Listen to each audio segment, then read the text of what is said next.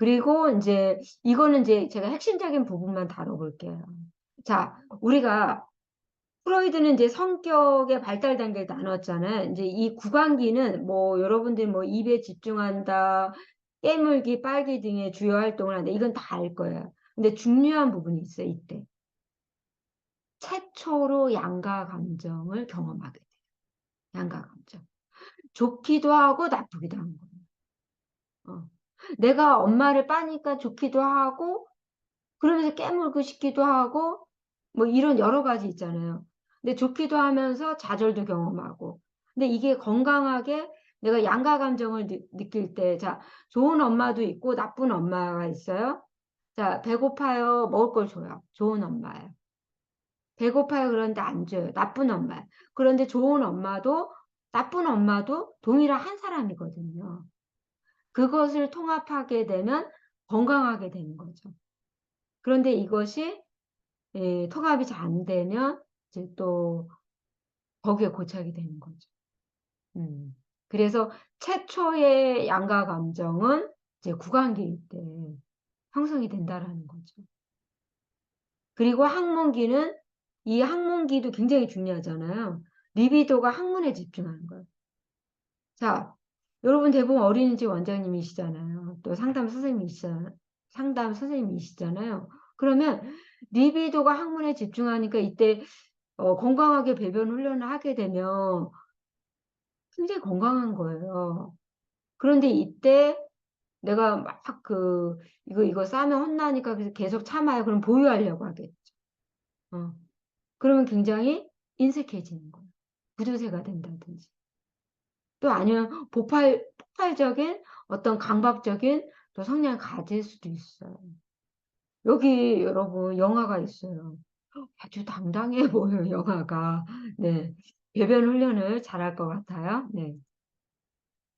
그리고 이제 이 남근기 때의 또 핵심이 뭐냐면요. 이때 자신하고 남을 비교하기 시작해요. 음. 아, 나는 엄마를 좋아하는데 엄마 옆에는 누가 있어? 아빠. 아빠랑 나를 비교하는 거예요. 나는 아빠를 좋아하는데 아빠 옆에는 엄마가 있는 거예요. 이 3세랑 6세 사이를 남근기라고 하잖아요. 그러면서 웨디푸스 컴플렉스, 일렉트라 컴플렉스를 경험하는 거죠. 그러면서 이제 건의에 복종하고 두려움과 경쟁적인 성격을 갖는 거죠. 그래서 이때 남근기에 고착이 되면요. 지나치게 경쟁적이에요. 지나치게 경쟁적. 건강한 건 아니죠. 우리가 예를 들어서 부부예요. 부부는 서로 사랑하고 아끼기에도 바쁘잖아요. 그러기에도 시간이 부족하거든요. 근데 막 경쟁해요. 부부가 막 경쟁해요. 연인끼리 막 경쟁해요. 그 건강한 건 아니죠. 음. 또 잠복기가 있어요. 이때는 이제 뭔가 딱 그 6세에서 사춘기 뭔가 잠복하고 있는 것 같죠. 참는 것 같죠. 그 성 에너지의 신체 집중이 잠시 스톱, 멈춰지고 또래에 대한 관심이 확장되고 집중되는 거죠. 막 또래 관계 막 같이 놀고 도장 만들고 무언가 배움의 기쁨을 경험하고 그래서 잠시 이런 성 에너지가 스톱된다고 본 거죠. 음. 그래서 이제 이때 만일 고착 증상을 보인다면 이제 이성에게 관심이 없거나 동성 우정에 강한 또 집착을 하기도 해요. 그다음에 성기기는 이제 사춘기 이후잖아요. 이때는 아주 심한 생리적인 변화가 일어나고 격동적인 어떠한 단계로 성적 에너지를 이제 직접 표현하는 시기예요. 특히 남학생들은 이때 성욕이 전 생애 중에서 가장 강렬하고 강해요. 그러기 때문에 이 남학생들은 이제 이 엄청난 에너지를 운동으로 푼다든지 뭔가 아주 역동적인 걸로 이거 풀어야 돼. 막 랩을 한다든지 막 이런 거 있잖아요.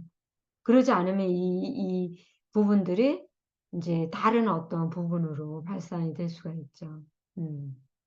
그래서 이 시기에 가장 이상적으로 발달하면 책임감이 잘 발달해 이성과 만족스러운 사랑을 하는 거죠.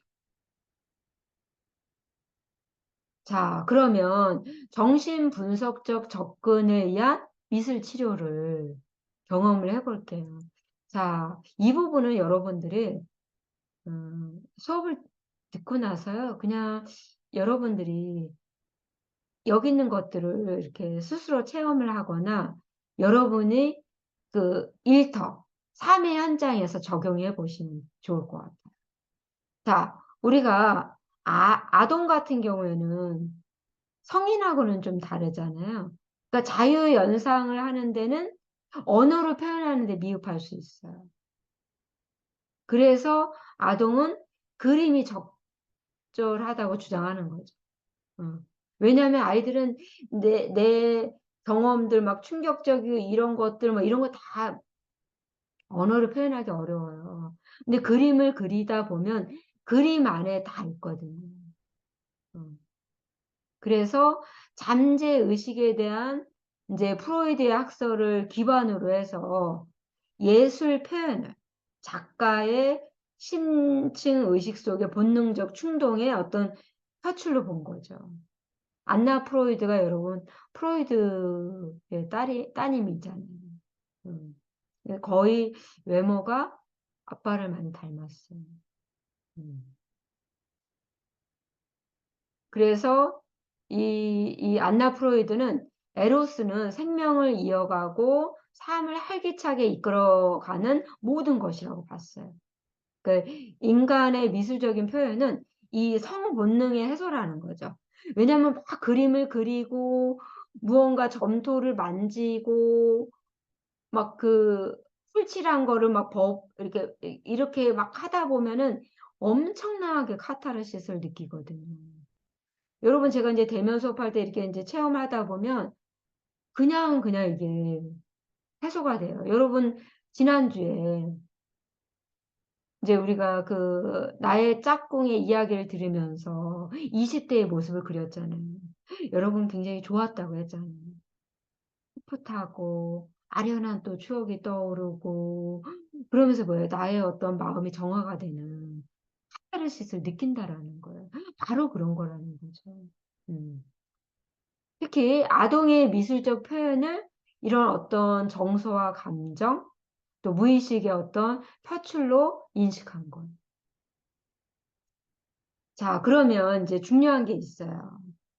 자, 정신 분석에 기초한 미술 치료의 상담의 목표예요. 상담의 목표는 이 내담자의 불안을 유발하는 그 억압적인 내적 충동을 자각하는 거예요. 우리가 막 그 억압하면 잠을 못 이루잖아요. 음. 그래서 이 그 나의 불안이 무엇인지 억압된 것은 무엇인지 자각하는 게 상담 목표고요. 또 현실에서 해소할 수 있는 건강한 성격이에요. 현실에서 그 우리 이루지 못한 거 막 무의식적으로 이렇게 억압되어 있는 것들이 현실적으로 또 이렇게 해소하게 되면 건강하잖아요. 또 그 신경증적 고통을 흔한 현실적인 고통으로 또 변모하고 이 건강한 성격은 원초와 자아, 초자아가 서로 균형을 이루는 게 가장 건강한 거예요. 너무 도덕적이어도 신경증 환자가 될 수 있고요. 너무 이기에 충실해도 사계적이고 병리적으로 갈 수 있어요. 그런데 건강한 성격은 원초와 자아, 초자가 서로 균형을 이루는 거예요. 뭔가 밸런스를 유지하는 거예요. 적절하게 나의 욕구를 충족하면서도 사회적으로는 무리가 없고. 그러면 뭐예요? 나도 행복하고 주변 사람도 괜찮은 거거든요. 그래서 원초화에 있던 자리를 자아로 대체해요. 현실적이고 합리적으로 적응하는 거죠. 왜냐하면 현실적이지 않으면 퇴행할 수도 있고 또 아니면 현실을 외면하는 경우도 있잖아요. 여러분 고등학교 시절에 어떤 거를 상상했나요? 공부하는 게 너무 힘드니까 상상할 때가 있잖아요. 저도 고등학교 때 차라리 건강하지 못한 생각한 적도 있어요. 차라리 전쟁이 났으면 좋겠다. 그러면 시험을 안 볼 텐데. 그러니까 시험이라는 그 어떤 압박감, 대입이라는 압박감이 그 중압감이 굉장히 컸거든요. 그러다 보니까 굉장히 이제 뭐 그런 생각도 했는데 그런 것들을 현실적이고 합리적으로 적응하는 거예요. 음. 우리가 이 정신적으로 건강하면요. 사랑할 힘이 생겨요. 사랑. 누군가를 사랑하고 아끼고 내가 그 사람하고 아름답게 삶을 영위하는 거 그럴 능력이 생겨요. 또 일할 능력이 생겨요. 어. 막 그 일하는 거에 대한 그 즐거움과 또 자아 성취의 기분이 또 어마무시하잖아요. 근데 건강하면 일도 사랑도 이것을 내가 해 나갈 수 있다라는 거죠. 그리고 이제 자아 기능을 강화시키는 거예요. 왜냐하면 자 슈퍼 에고가 있고 이드가 있잖아요. 근데 이 에고가 건강하지 못하면 슈퍼 에고로부터 지배를 받거나 아니면 이드로부터 지배를 받거든요. 그러면 그게 병리적으로 가잖아요. 그러니까 내가 이 자아 기능을 딱 강화하는 거예요. 여러분 그 법륜 스님이 강조하는 거 있잖아요. 내 인생의 주인은 나입니다. 바로 이거예요. 내 인생의 주인은 나다라는 거 뭐예요? 지금 여기 here and now 나의 인생을 사는 거예요. 내가 좋아서 선택하고 내가 선택한 것은 책임지고 또 이왕해야 된다면 즐겁게 하고 좀 힘들면 조금 내가 절충하고 뭐 이렇게 밸런스를 유지하는 그런 사람이 우리가 건강한 사람이잖아요. 이게 자아기능 강화예요. 또 무의식을 의식하는 거예요. 왜냐하면 이 무의식의 그 많은 것들이 있는데 이걸 내가 이거로 인해서 뭐 자꾸 뭐 악몽을 꾼다든지 어떠한 대인 기피를 한다든지 그러면 여러 가지 이제 병리적으로 오잖아요. 그러니까 이 무의식을 딱 의식화를 시키는 거예요. 그러면 내가 왜 머리가 아팠는지, 내가 왜 오른팔이 마비가 됐었는지 그런 것들을 자각하게 되면서 딱 통찰하는 순간 그거로부터 자유로워지거든요. 음. 또 현재 어려움과 과거의 문제를 통합하는 거예요. 자, 지금까지 여러분의 삶을 되돌아보면요. 거의 10년 단위로 같은 삶이 반복이 되거든요. 비슷해요. 비슷한 상황이 또 벌어지고 또 벌어지는 건데, 내가 과거에 이런 경험을 했을 때, 내가 이것을 선택했는데 좋지 않았어요. 그러면 이번엔 다른 선택을 해본다든지, 내가 과거에는 미성숙하게 선택했는데, 지금 내가 성숙되게 선택을 한다든지, 내가 예전에 화가 나면 무조건 박차고 나왔는데, 내가 화가 났을 때, 나의 마음을 다스리고 건강하게 교류하는 걸 한다든지, 이런 식으로 그 현재의 어려움과 과거의 문제를 통합을 하는 게 상당히 목표예요. 또 건강한 자신의 삶을 살아가는 거예요. 자, 이왕 하는 거 여러분 즐겁게 해야 돼요. 그리고 내가 어떤 요령을 알게 되면 그렇게 어렵지 않아요. 어, 여러분이나 저나 바쁜 삶을 사는 우리는 비슷한 사람끼리 만나는 거거든요. 그러니까 비슷한 사람들끼리 인연이 돼서 만나는 거예요. 여러분이 조금 힘들다 그럼 저도 힘들 수 있는 거예요. 여러분이 바쁘면 저도 바쁠 수 있는 거예요. 왜냐하면 비슷한 인연끼리 만나기 때문에 그래요. 그러면 뭐예요?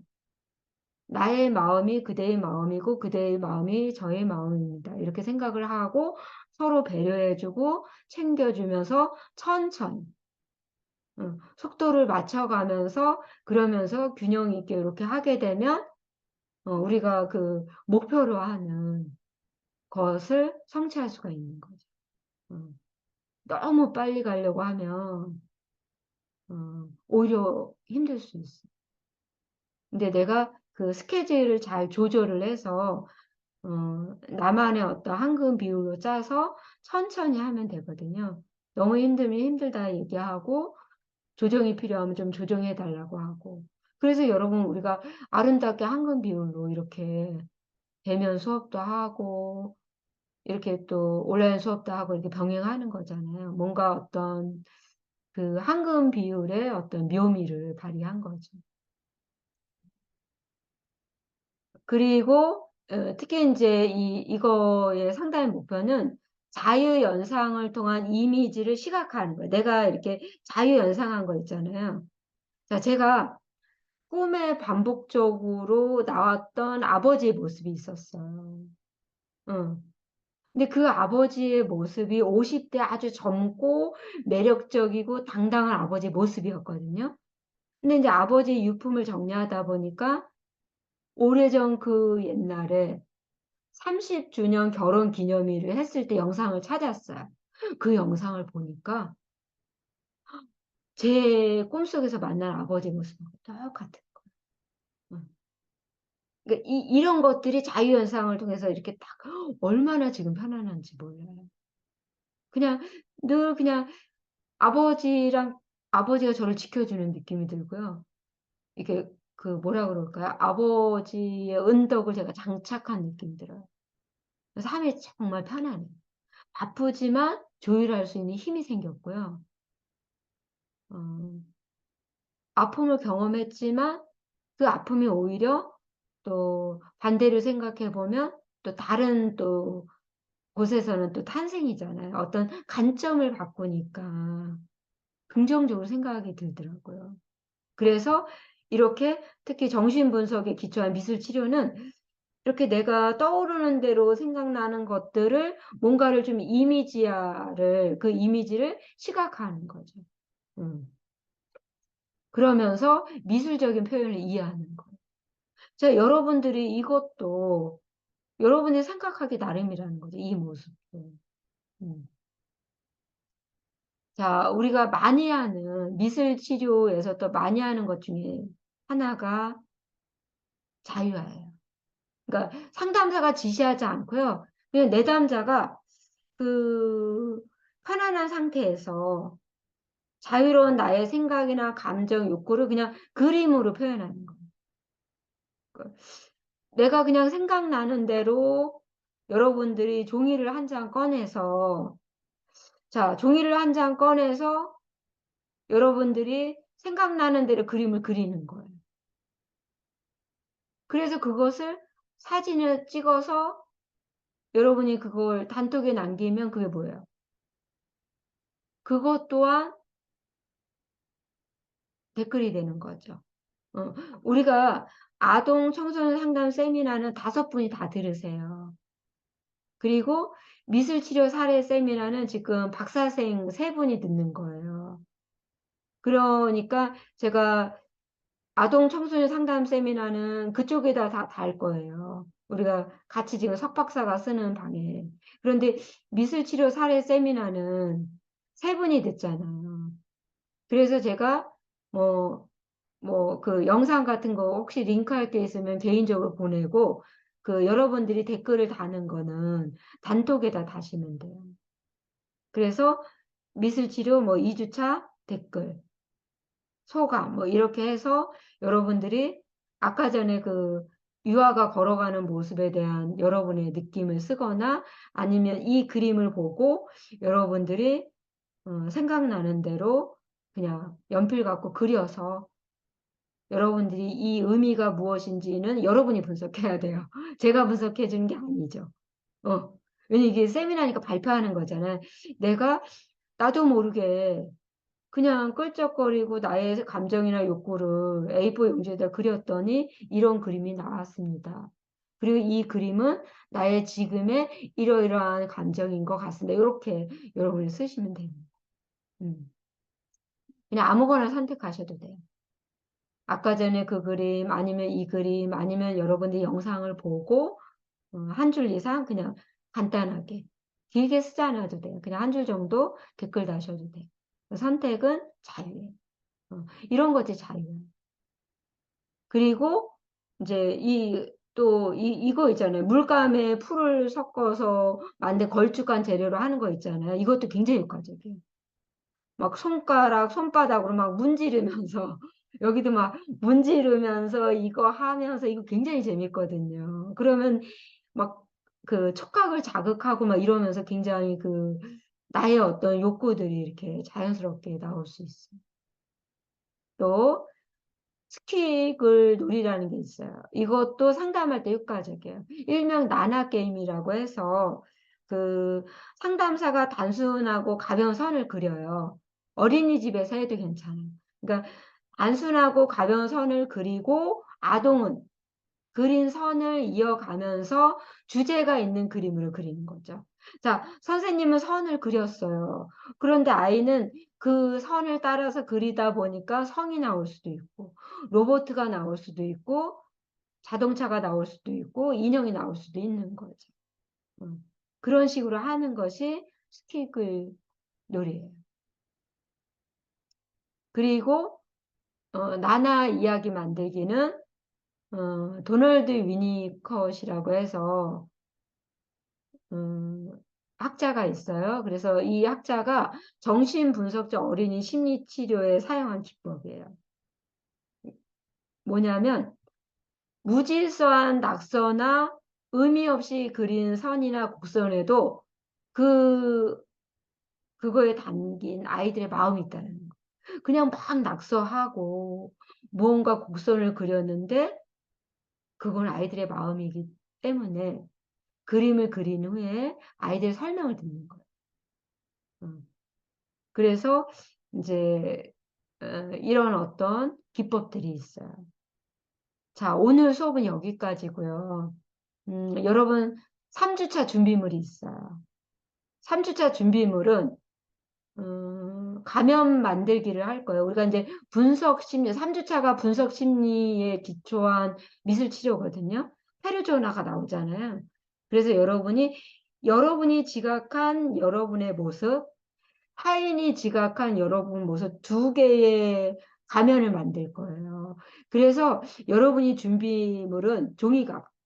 여러분의 머리에 씌울 수 있는 종이가방. 좀 커도 괜찮아요. 그리고 뭐 쇼핑백 같은 게 좋은 것 같아요. 그리고 도화지 2장. 왜냐하면 여러분들이 그려서 붙여야 되잖아요. 이 쇼핑백에다 붙일 수 있는 뭐 도화지나 A4 용지도 괜찮아요. 여러분의 그래도 얼굴 크기는 돼야 되겠죠. 그리고 색연필, 크레파스, 가위. 왜냐하면 눈은 이렇게 오려서 여기 나와 있는 것처럼 할로윈 종이 가면을 만드는 거예요. 이걸 오려야 되잖아요. 그리고 여러분을 꾸며야 되잖아요. 그래서 그런 색연필, 크레파스, 가위, 풀. 또 여러분들이 이 어떻게 그려야 될지 모르면 이 할로윈 어떤 가면 프린트 등이 있을 수 있잖아요. 그러면 그것을 여러 개 뽑아와서 그거랑 비슷하게 여러분이 그리고 거기서 여러분의 모습을 찾을 수 있잖아요. 그래서 이런 활동을 3주차 때 진행 예정이에요. 그러니까 이 부분을 꼭 준비해 오세요. 아셨죠? 여기까지 하겠습니다. 사랑합니다.